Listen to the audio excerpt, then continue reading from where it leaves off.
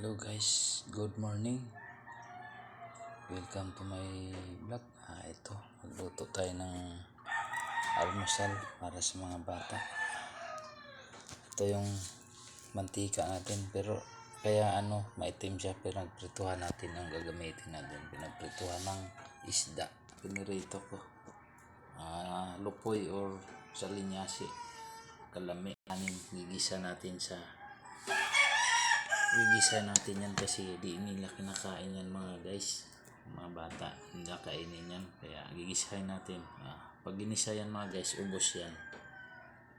Mayroon pa dito, ayan, igigisa natin yan, kaya yan, mamaya ubos yan pag gigisa natin yan. Ayan, sibuyas gamitin natin, mga dahon tsaka bawang. Ayan, lami kayo ng kaon sa mga bata mamaya mga guys.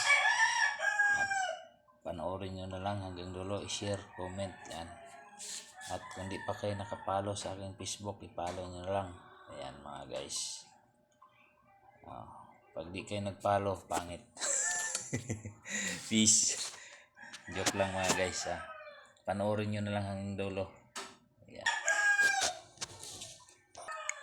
So yun, lagay na natin itong bawang. Ayan. Sibuyas.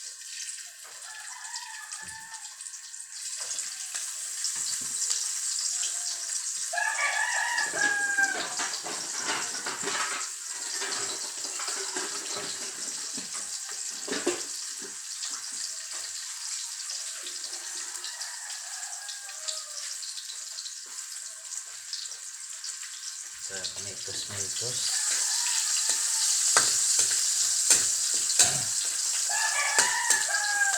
Ito mga guys, pag ginigisang kanin yan, maubos nila yung bahaw.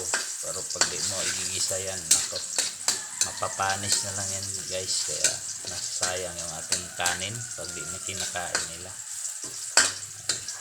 So siyempre gisa natin para masarap yung kain nila mga guys. Dami nito. Ayan na. Ayan, ang bango.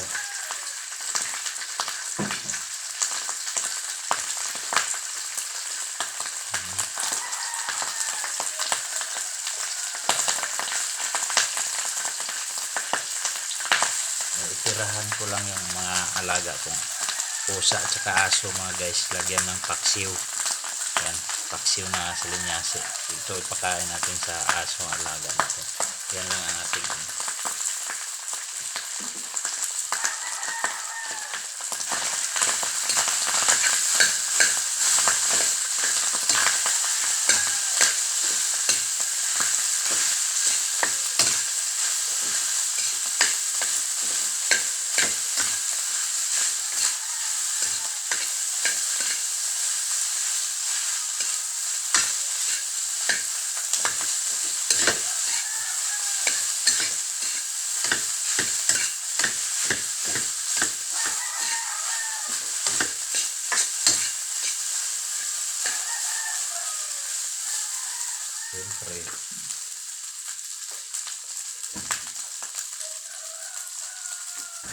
siyempre lagyan natin ng itlog mga guys.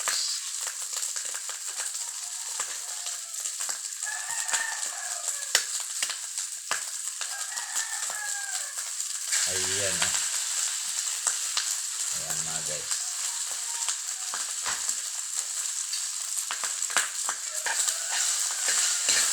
Ayan, para lalong masarap ang kain nila kung may itlog, diba?